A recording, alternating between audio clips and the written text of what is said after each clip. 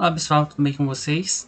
Na aula de hoje a gente vai falar um pouco sobre análise conformacional em ciclo alcanos e projeção de Fischer.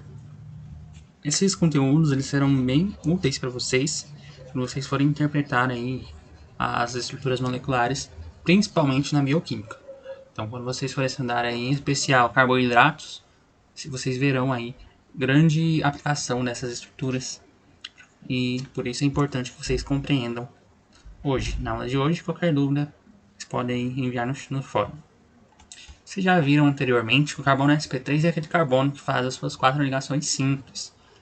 Então, se a gente medir aqui nesse carbono a distância entre cada ligação, a gente vai ter um ângulo de 109,5 graus de distância entre cada ligação. Isso é uma característica de tetraedros. Tá? Então, esse ângulo é muito importante. Às vezes a gente não considera ele relevante, mas quando a gente vai estudar algumas estruturas cíclicas, fica mais interessante a importância aqui desse ângulo para nossa compreensão. E aqui nós temos uma estrutura cíclica. Se a gente observar o ciclo propano, ele nos lembra aí um triângulo, né, na matemática. E aqui a gente tem um triângulo equilátero. A gente sabe da matemática que em um triângulo equilátero, cada um de seus ângulos mede 60 graus, certo? E aqui, então, nesse triângulo, teoricamente, considerando que o ciclo propano ele fosse uma estrutura plana, a gente teria, então, aí um ângulo de 60 graus, certo? Mas, lembram que eu falei com vocês a respeito de que o ângulo de ligação em tetraedros é de 109,5 graus, e que moléculas em que o átomo de carbono faz as 4 ligações são moléculas que tendem a ser tetraédricas? Então, essa diferença de 60 graus para a angulação dos tetraedros provoca aí um desvio de 49,5 graus nas ligações da nossa molécula. Isso provoca um efeito que a gente chama de tensão. Então, esses ciclos eles são tensionados e sua estrutura ela é modificada aí espacialmente. Então, quando a gente visualiza lá aquele ciclo propano que a gente tinha anteriormente, a gente tem que entender que planamente a gente vai representá-lo assim. Mas em virtude desse desvio de 49,5 graus ali na inclinação de seus ligantes, a gente vai ter aí uma estrutura muito tensionada. Quanto menor o número de ligantes, maior vai ser essa tensão. Então a gente consegue observar aqui, principalmente no ciclo de 3 carbonos, quanto no ciclo de 4 carbonos, a gente percebe que a tensão tem um efeito que distorce aí a área que a gente está observando, certo?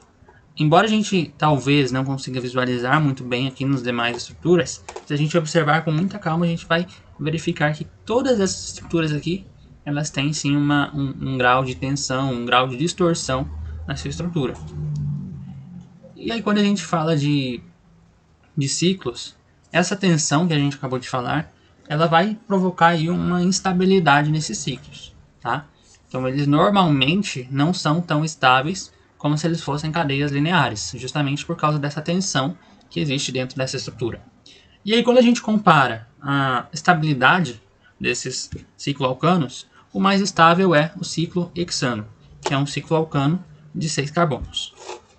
Se a gente observar aqui, nós temos aqui, são 7 exemplos, então são 7 conformações diferentes que o ciclo hexano ele pode assumir aí no espaço.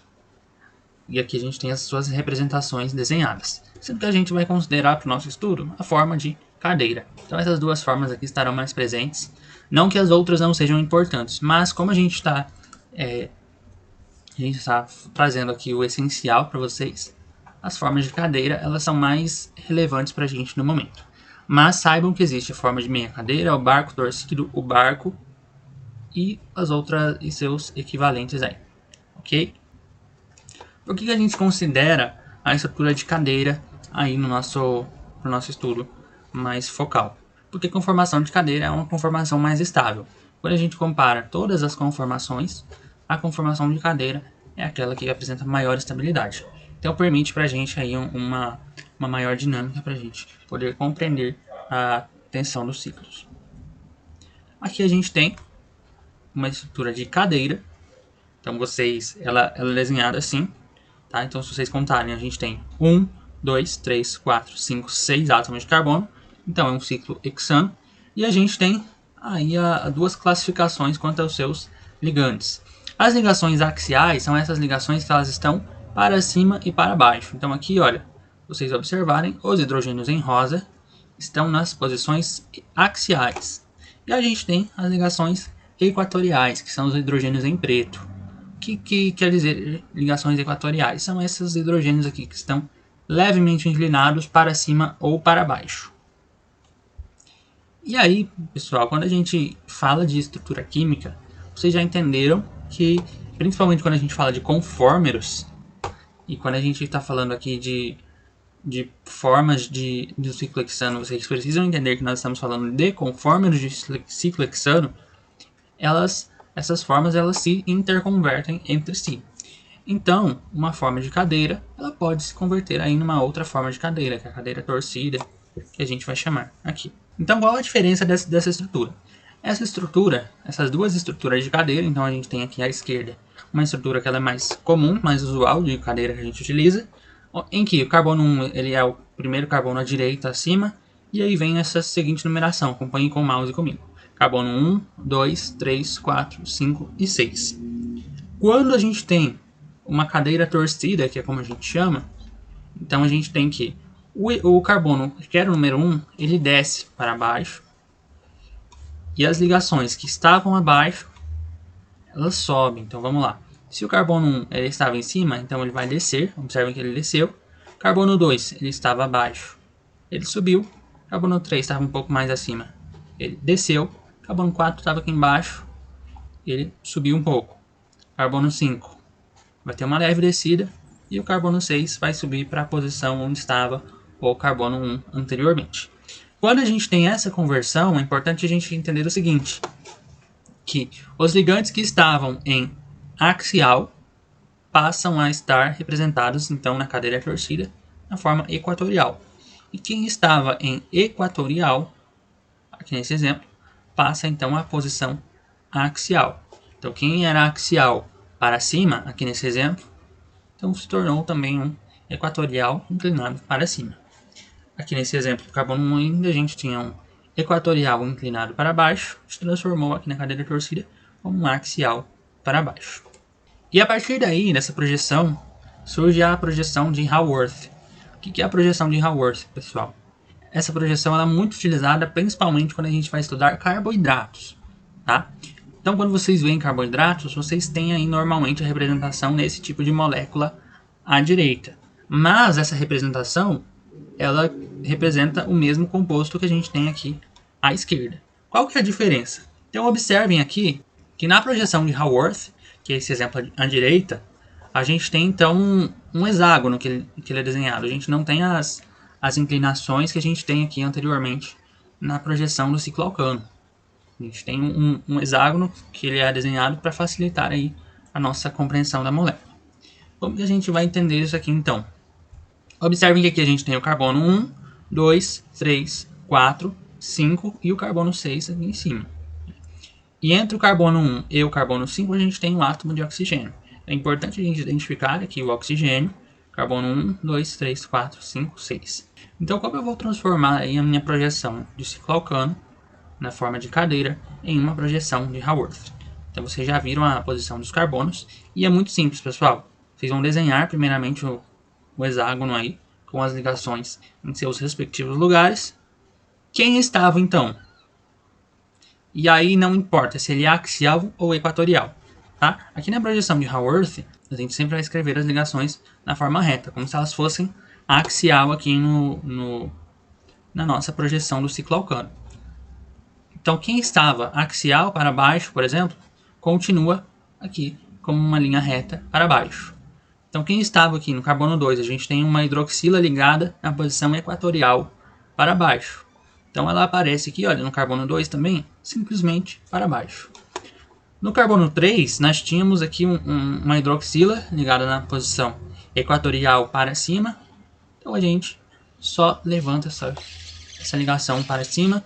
Quem estava no carbono 4, então, estava na posição equatorial para baixo. Só aparece aqui como para baixo. Carbono 5 a gente só tem esse ligante que é o próprio carbono 6. E aí a gente finaliza a nossa estrutura de Haworth. Ele é muito presente quando a gente vai estudar carboidratos. E como eu falei anteriormente, a projeção de Haworth facilita o estudo de biomoléculas, porque a gente tira um pouco da complexidade da estrutura e traduz aí para uma linguagem um pouco mais simples. A gente tem também a projeção de Fischer. Ela também é muito útil quando a gente vai estudar carboidratos. Como que a gente interpreta a projeção de Fischer? Então, primeiramente, a gente tem essa molécula. Então, a gente tem uma ligação entre dois carbonos aqui, sendo que cada carbono está ligado a um bromo, um hidrogênio e a um grupamento metilo aqui. Então, as ligações carbono-carbono dessa cadeia principal, elas ficam no plano do papel ou orientadas para trás do plano. Como assim? A gente vai girar essa molécula, a gente gira essa molécula para que todos esses carbonos aqui eles sejam orientados no plano para trás da molécula. Então, essas ligações diferentes de carbono, então esses ligantes bromo e hidrogênio, eles são representados então como se eles estivessem na posição à frente do meu plano. Então, observem aqui, a gente gira essa molécula e todos esses carbonos, então todos esses ligantes a gente coloca eles na posição para trás na nossa cadeia e os demais ligantes eles ficam na posição horizontal, de forma que eles estarão representados aí com as ligações à frente do meu plano, ou seja, cunha cheia. O que acontece agora? Aqui é a mesma estrutura que nós tínhamos anteriormente, a gente simplesmente oculta aí a representação de cunhas. Então não importa assim, se a cunha é cheia ou tracejada, a gente vai só passar aí linhas paralelas, linhas normais ligando aí os nossos carbonos. Como que a gente interpreta isso então? Todas as linhas horizontais, quem está na linha horizontal, por exemplo, aqui o bromo e aqui o hidrogênio e aqui o bromo, quem está na linha horizontal está orientado para a frente do plano, ou seja, a minha cunha cheia. Quem está na linha vertical é a cadeia principal e essas ligações são orientadas para trás do meu plano. Então, basicamente, para entender a projeção de Fischer, quem está na linha horizontal está orientado para a frente do plano, ou seja, se eu for transformar isso na estrutura utilizando projeções de cunha, quem está na horizontal será cunha cheia, cunha cheia, cunha cheia, cunha cheia, porque todos esses ligantes estão orientados para a frente do plano. Quem está, então, na posição vertical, que são os ligantes da minha cadeia principal, estão orientados para trás do meu plano. Se eu for representar na forma de cunha, então são representados com cunhas tracejadas, quem está na posição vertical da minha cadeia. Então a nossa aula de hoje é isso. Eu espero que vocês tenham compreendido. Se não tiverem compreendido, mandem suas dúvidas e não fiquem com dúvidas. Um abraço e até mais.